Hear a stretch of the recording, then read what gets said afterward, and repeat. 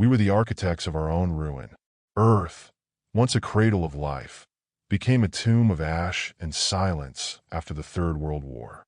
The skies burned with nuclear fire, and the oceans boiled away into toxic miasmas. Nations fell like dominoes, and humanity's hubris carved its epitaph into the bones of a dying planet. But we were nothing if not stubborn. Survivors, scavengers, dreamers, call us what you will. We refused to die alongside the world we had destroyed. Mars was supposed to be our salvation. The red planet, long considered barren and lifeless, became our last hope. For decades before the war, scientists and visionaries had whispered about terraforming it, colonizing it, making it ours. The plans were there, buried under layers of bureaucracy and greed, but desperation has a way of cutting through red tape. When Earth's surface became uninhabitable, the remnants of humanity pooled their resources, what little was left, and launched the Exodus fleet. I was aboard the Erebus, one of the 12 colony ships that carried what remained of our species to Mars. We left behind a world that had betrayed us, or perhaps one we had betrayed, and set our sights on a new beginning. The journey was long and cold, filled with equal parts hope and dread. We knew Mars would be harsh, unforgiving, but we believed it was empty. A blank slate for humanity to write its second chapter. We were wrong. The first sign came as we entered orbit. Mars wasn't the barren wasteland our probes had shown us for centuries. From above, we could see sprawling structures etched into the surface, vast cities of geometric perfection that glinted under the pale sunlight. They weren't ruins. They were alive with movement. Roads teemed with strange vehicles, and towers pulsed with an eerie, bioluminescent glow. "Impossible," whispered Dr. Alara Voss, our chief xenobiologist, as she stared at the data feeds from our orbital scanners. "There shouldn't be anything here." But there was. We sent down drones first, small reconnaissance units equipped with cameras and sensors. They didn't last long. The moment they touched down near one of the alien cities, they were disassembled by unseen forces in seconds, reduced to piles of scrap metal and circuits before we could even process what had happened. It wasn't hostility. It felt clinical, surgical, like an autopsy performed on something already dead. The debate aboard the Erebus was fierce. Some argued for immediate retreat back into space, a desperate search for another world to call home. Others insisted we had no choice but to make contact, to try diplomacy. After all, we were refugees now, not conquerors. In the end, desperation won out over caution. Our first landing party consisted of 20 volunteers, scientists, engineers, soldiers, all handpicked for their skills and bravery. I was among them as a journalist tasked with documenting humanity's first steps on its new homeworld, or so I thought at the time. We landed in a desolate region far from the alien cities, a stretch of crimson desert where jagged cliffs rose like broken teeth against the horizon. The air was thin but breathable thanks to our atmospheric processors working overtime. As we stepped onto Martian soil for the first time, there was a moment of awe, a fleeting sense that maybe this could work after all. Then they came. They didn't walk or fly. They simply appeared, as if stepping through invisible doors in reality itself. They were tall, elegant in a way that defied human understanding, with elongated limbs and shimmering skin that shifted colors like liquid metal under sunlight. Their eyes were black voids that seemed to pierce through flesh and bone straight into your soul. They didn't speak, not in words we could hear, but their presence was deafening nonetheless. Images flooded my mind, complex equations I couldn't comprehend, star maps showing galaxies I'd never seen, emotions so alien they made my stomach churn with vertigo. And then came the message, not in words or pictures but in raw intent: leave. We tried to explain ourselves, to show them we meant no harm. But how do you reason with beings whose very existence feels like an affront to your understanding of reality? They didn't attack us outright. They simply made it clear that Mars wasn't ours to take. But here's where humanity differs from every other species in the universe. We don't give up easily. Back aboard the Erebus, plans began to form. Plans born not out of malice but necessity. We couldn't go back to Earth. There was nothing left there for us but death. And we couldn't wander aimlessly through space forever. Our supplies wouldn't last more than a few months at best. So we prepared for war if it came to that, for survival at any cost. What none of us realized then was just how far humanity would go when backed into a corner, or how much it would cost us all in the end. The first time I saw one of them, I thought I was hallucinating. After all, we'd been running on adrenaline and rations for days, trying to figure out how to establish a foothold on Mars without provoking the aliens further. It was during one of our scouting missions near the edge of a massive canyon, something that looked like the Valles Marineris, but had been reshaped into a sprawling network of tunnels and structures. That's when it emerged from the shadows.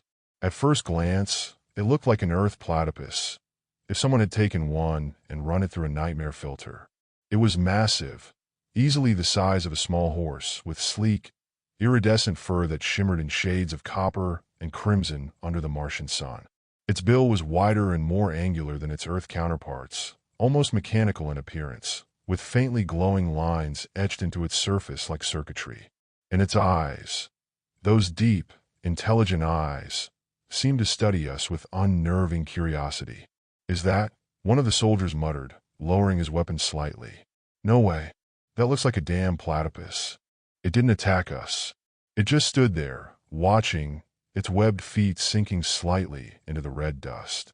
Then it made a sound, a low, warbling hum that resonated in my chest like the vibration of a tuning fork. The sound wasn't threatening. It was inquisitive. Dr. Voss, who had joined us on this mission despite her protests about the risks, stepped forward cautiously. "Don't shoot," she said firmly as she knelt down, holding out her hand as if coaxing a stray dog. "It's not hostile." The creature tilted its head, then took a few tentative steps toward her. Its movements were graceful despite its bulk, and as it approached, I noticed something even stranger. Strapped to its back was what looked like a saddle or harness made of some kind of organic material that pulsed faintly with light. "Holy hell," I whispered. "It's domesticated." Before we could process what that meant, another figure emerged from the canyon behind it. One of them. The alien was taller than the others we'd seen before, with intricate patterns glowing across its metallic skin like living tattoos. It moved with an air of authority, its void-like eyes fixed on us, as though we were insects under a magnifying glass. The platypus-like creature turned to face its master, or companion, I wasn't sure which, and let out another hum. The alien raised one elongated arm and placed it gently on the creature's head in what could only be described as an affectionate gesture. "They're pets?" Voss murmured in disbelief. "Not just pets," I said. "Look at that harness. They're partners." The alien didn't speak, not in words, but once again, images flooded my mind. Scenes of these creatures working alongside their masters to build cities, harvest resources, and even defend against threats. They weren't just animals. They were integral to Martian society, a blend of companion and tool, as intelligent as they were loyal. And then came another revelation that hit me like a punch to the gut. These creatures weren't native to Mars either. They had come from Earth, millions of years ago. As impossible as it seemed, the images made it clear. Long before humanity had evolved from apes, some ancient catastrophe had forced these proto-platypuses to flee Earth from Mars. The aliens had found them here and domesticated them over millennia, shaping them into what they were now, majestic hybrids of biology and technology. "That explains so much," Voss said breathlessly as she pieced it together. "The platypus is such an evolutionary oddity on Earth. Part mammal, part reptile. It never made sense there. But here, it's perfectly adapted for this environment." The soldier beside her snorted nervously. "So you're telling me we've been living with alien refugees all this time and didn't even know it?" Before anyone could respond, the alien stepped forward again and raised both arms in what seemed like a gesture of warning, or perhaps invitation. The massive platypus creature beside it let out another hum, lower this time, almost mournful. "They want us to follow," Voss said after a moment of silence. "Follow where?" I asked warily. "To their city," she replied with grim determination. "I think they're trying to show us something." Against every instinct screaming at me to turn back and leave this cursed planet behind, we followed them into the canyon depths. What awaited us there would change everything we thought we knew, not just about Mars or these aliens, but about humanity itself and our place in the universe. The descent into the canyon felt like walking into the belly of a beast. The alien led us through winding paths carved into the rock, its massive platypus companion padding silently beside it. The deeper we went, the more the landscape changed. The raw Martian stone gave way to structures that seemed to grow organically from the ground, walls and arches that pulsed faintly with an inner light, as though they were alive. The air grew warmer, thicker, and carried a faint metallic tang that made my skin crawl. At first, we thought we were being honored. The alien city unfolded before us like a dream or a nightmare, depending on how you looked at it. Towering spires rose into the dim Martian sky, their surfaces rippling like liquid metal. Bridges of translucent material spanned chasms that seemed bottomless, and everywhere there was movement. Aliens gliding effortlessly through the air or walking alongside their enormous platypus companions. The creatures weren't just pets.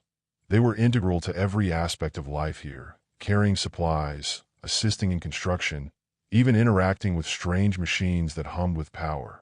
The aliens didn't speak, not in any way we could understand, but they communicated through gestures and those overwhelming mental images that left us reeling. They showed us visions of their history, how they had arrived on Mars long before humanity had even discovered fire, how they had shaped the planet to their needs, and how they had forged a symbiotic relationship with the platypuses over millennia. At first, it felt like an invitation, a gesture of goodwill. They led us to a grand hall at the heart of the city, a vast chamber illuminated by a soft, golden glow emanating from crystalline structures embedded in the walls. The floor was smooth and reflective, like polished obsidian, and the air thrummed with an energy that made my teeth ache. We were offered food, or what we assumed was food, delivered by smaller versions of the massive platypuses we'd seen earlier. These creatures were no less intelligent. Their movements were precise, almost robotic, as they placed bowls of shimmering liquid before us. Dr. Voss hesitated, but eventually took a sip, her eyes widening in surprise. "It's safe," she said after a moment. "Nutrient-rich. It's like nothing I've ever tasted." The rest of us followed her lead cautiously. The liquid was warm and slightly sweet, filling me with a strange sense of euphoria. For a brief moment, I allowed myself to believe that maybe, just maybe, this could work. Maybe we could coexist with these beings. Maybe Mars could truly become our new home. But then came the dreams. That night, or what passed for night under Mars's pale sky, we were given quarters in one of their structures. The rooms were sparse but comfortable, with beds made of some kind of soft, organic material that adjusted to our bodies as we lay down. Exhausted from the day's events, I fell asleep almost immediately. And that's when I saw it. In my dream, or vision, I was standing on Earth again, but it wasn't the Earth I remembered. The skies were blackened with ash, and the ground was cracked and barren. In the distance, I saw them, the aliens, walking among the ruins of our cities. They weren't alone. Their massive platypus companions moved alongside them like living war machines, their glowing harnesses bristling with weapons I couldn't comprehend. The message was clear. This was what they intended for us. I woke up drenched in sweat, my heart pounding in my chest. Around me, others were stirring as well, some crying out in fear, others clutching their heads as though trying to block out something unbearable. "They're not our friends," Voss whispered hoarsely as she stumbled into my room. Her face was pale, her eyes wide with terror. "They're testing us, studying us, but they hate us. Hate us." I repeated numbly. "They see us as invaders," she said. "They think we destroyed our own planet out of greed and recklessness. And now we've come here to do the same." Before I could respond, alarms blared throughout the city, a deep, resonant sound that made my bones vibrate. The walls around us began to shift and ripple like water disturbed by a stone. Doors slammed shut. Pathways collapsed into themselves.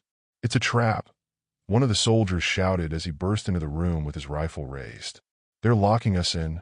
Chaos erupted as we scrambled to regroup and find an escape route. The aliens appeared out of nowhere, stepping through walls or emerging from shadows, with their massive platypus companions at their sides. These creatures weren't docile anymore. Their glowing harnesses now bristled with spikes and blades that extended with mechanical precision. We fought back as best we could, but our weapons were useless against them. Bullets ricocheted off their shimmering skin or dissolved midair, as if swallowed by some invisible force field. The aliens didn't kill us outright. Instead, they herded us like cattle toward an enormous chamber deep within the city, a place that felt more like a tomb than anything else. As we stood there surrounded by our captors and their monstrous companions, one thing became painfully clear. This wasn't just about territory or survival for them. This was about vengeance. And humanity had just walked straight into its own execution chamber. But if there's one thing humans excel at, even more than destruction, it's defiance in the face of impossible odds. We weren't done yet. The chamber was vast, a cathedral of alien design, its walls pulsating with an organic rhythm that seemed to mock the frantic beating of my own heart. We stood in its center, surrounded on all sides by the aliens and their monstrous platypus warriors. The air was thick with tension, the kind that prickled your skin and made every breath feel like inhaling fire. They didn't speak, not in words, but their intent was clear. This was where we were supposed to die. I glanced around at the others. Dr. Voss was trembling, clutching a small scanner as if it could somehow save her. Lieutenant Carter, our squad leader, stood at the front, his rifle raised even though we all knew it wouldn't make a difference. Private Singh muttered a prayer under his breath, his hands shaking as he reloaded his sidearm for what felt like the 100th time. And then there was Alvarez, our engineer, who was frantically fiddling with a small device she'd pulled from her pack, a makeshift EMP she'd been working on since the moment we realized we were trapped. "We're not going down without a fight," Carter growled, his voice low but steady. His eyes burned with a defiance that made my chest tighten. "They think they got us cornered? Fine.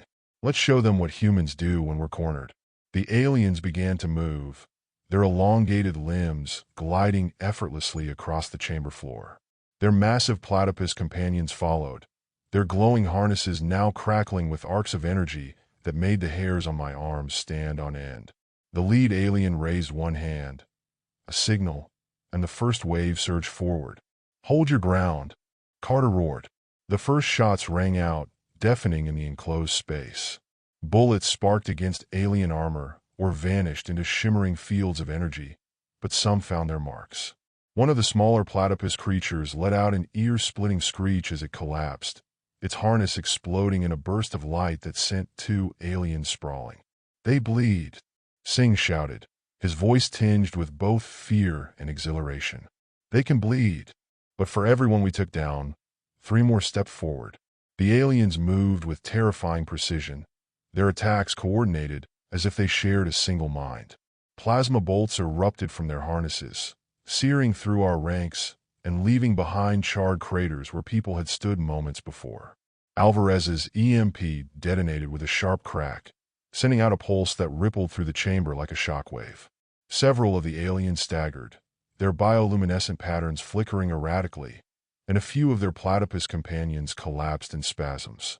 "It's working," Alvarez shouted before an alien spear-like appendage pierced her chest from behind. She fell without a sound. "Damn it," Carter bellowed as he unloaded his rifle into the alien responsible. It went down in a spray of dark ichor, but there was no time to mourn Alvarez or anyone else. We fell back toward the center of the chamber, forming a tight circle as the aliens closed in around us. Voss was screaming something, words I couldn't make out over the chaos, but I could see her gesturing wildly toward one of the crystalline structures embedded in the walls. "They're connected," she shouted finally, her voice cutting through the din like a blade. "The crystals, they're linked to everything. If we can destroy them, then do it." Carter snapped. "Singh, cover her." Singh nodded and moved to shield Voss as she sprinted toward one of the glowing crystals. The rest of us fought like demons possessed, firing, dodging, improvising weapons from anything we could find.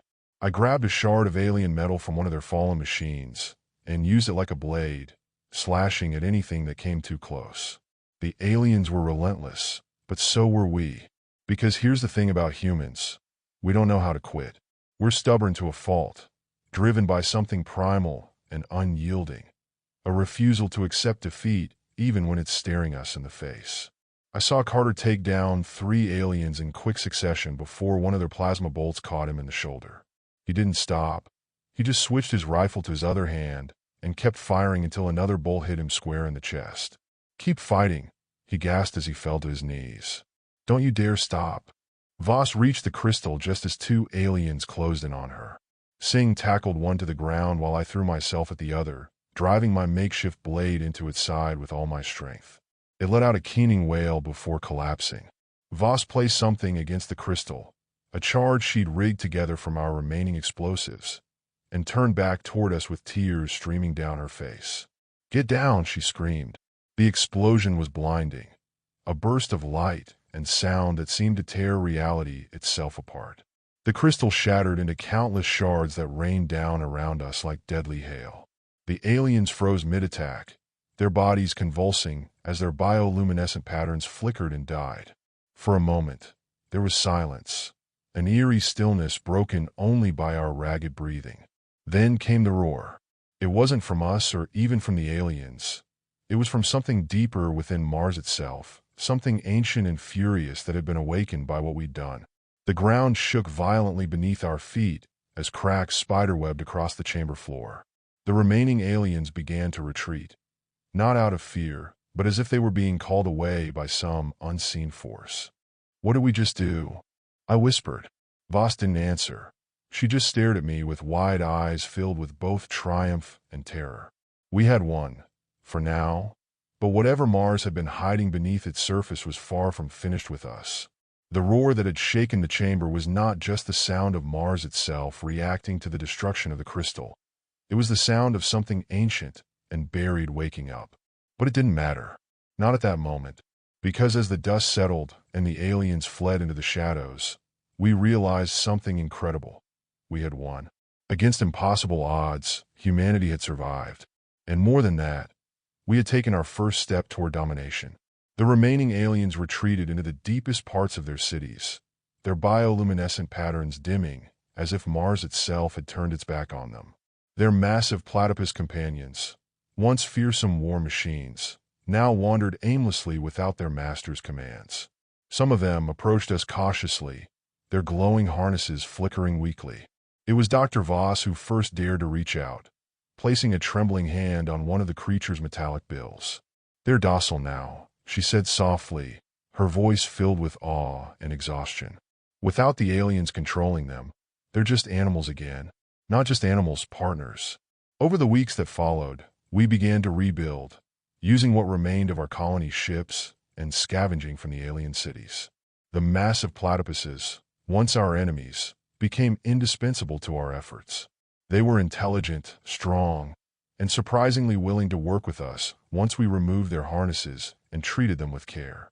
It was as if they recognized something in us, a shared resilience, perhaps. We domesticated them quickly, training them to carry supplies, assist in construction, and even protect us from the few remaining hostile aliens who still lurked in the shadows. They became more than tools. They became symbols of our survival, a reminder that humanity could adapt to anything. But as we settled into our new lives on Mars, questions lingered like ghosts in the back of our minds. Why had the aliens been watching us for so long? Why had they helped us in small ways throughout our history, nudging our evolution forward with strange artifacts and inexplicable interventions, only to turn on us when we arrived here? What was their plan? The answers came sooner than we expected. It started with Voss again, always Voss, who seemed incapable of leaving a mystery unsolved. She had been studying the shattered remains of the crystal we'd destroyed during our final battle when she discovered something chilling.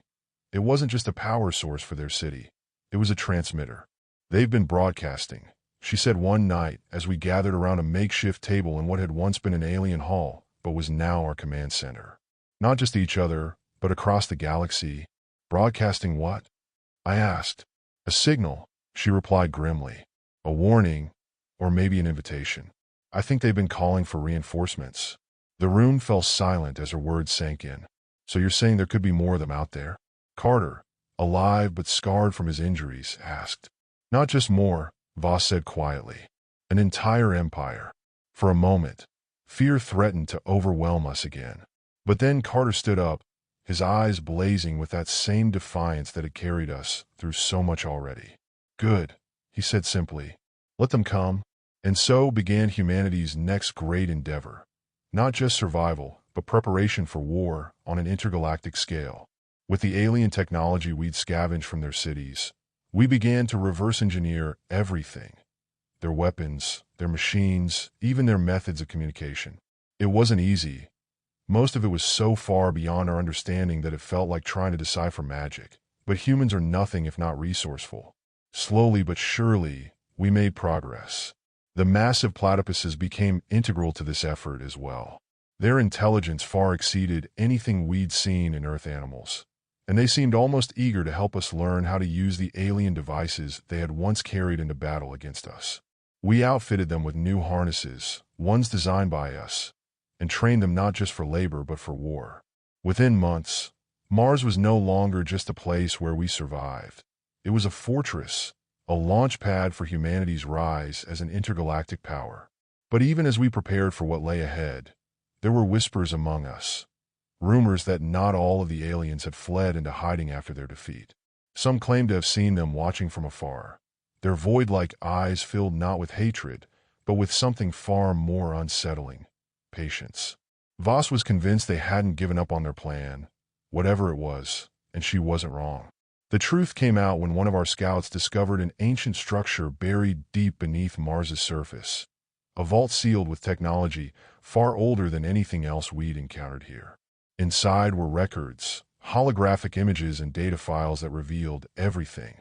The aliens hadn't just been watching us out of curiosity or fear. They had been cultivating us. For millennia, they had manipulated humanity's development from afar, guiding our evolution and technological progress, just enough to ensure we would one day reach Mars. "Why?" Singh asked as we pored over the data in stunned silence. "Because they needed us," Voss replied grimly. "They needed soldiers." It all made sense now. Their hostility when we arrived, their attempts to destroy us only after we'd proven ourselves capable of fighting back. This hadn't been about territory or vengeance. It had been a test. They wanted to see if we were strong enough, Carter said slowly, his voice filled with both awe and anger. "And now that we've passed?" I asked.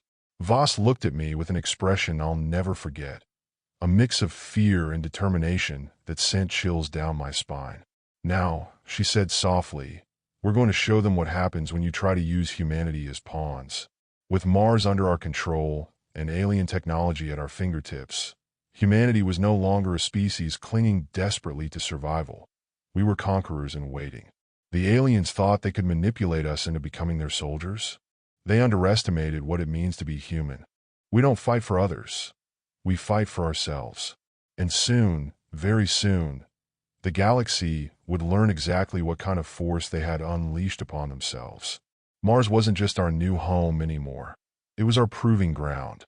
And from here, humanity would rise, not as victims or refugees, but as rulers of the stars themselves. Let them come indeed. It didn't happen overnight. The rise of humanity as a respected and feared intergalactic race was a process that spanned decades. We started small, consolidating our power on Mars and mastering the alien technology we had inherited.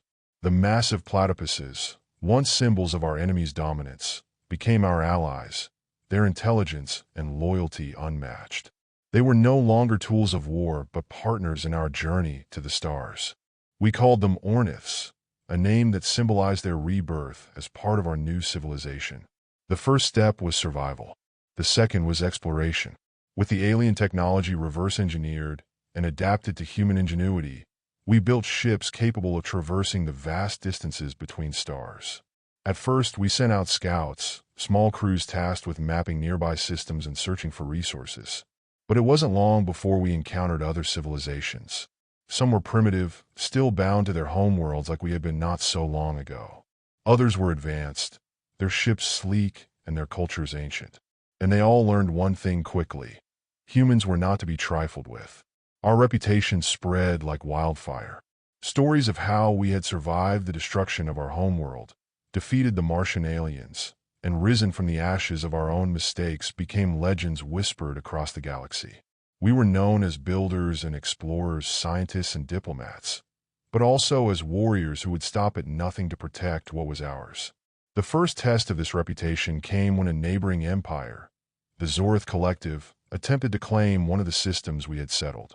They underestimated us, seeing only a fledgling species without the centuries of experience they possessed. What they didn't understand was that humanity thrived under pressure. We didn't start the war, but when it came, we ended it with brutal efficiency. The Orniths fought alongside us, their massive forms striking terror into enemy fleets as they carried human soldiers into battle or tore through enemy defenses with their harness-mounted weapons. Our ships, powered by alien technology but guided by human ingenuity, outmaneuvered and outgunned the Zorith at every turn. And when the dust settled, we didn't conquer them, we offered peace. The Zorith accepted with trembling hands, and from that moment on, humanity's reputation was cemented. We were pacifists by choice, but monsters by necessity. As the years turned into centuries, humanity became a beacon of progress in the galaxy. We shared our knowledge freely with those who sought it, helping struggling civilizations rise from poverty and war. We built alliances based on mutual respect and cooperation, creating a network of worlds united by shared goals rather than fear. But there was always an edge to us, a shadow that lingered just beneath the surface. The galaxy learned quickly that while humans could be kind and generous, there were lines that could not be crossed. When pirates raided one of our colonies on Proxima B, killing civilians and enslaving survivors, we responded with fury unlike anything they had ever seen. The fleet we sent wasn't just there to rescue, it was there to make an example. When it was over, not a single pirate ship remained intact, and their bases were reduced to molten craters.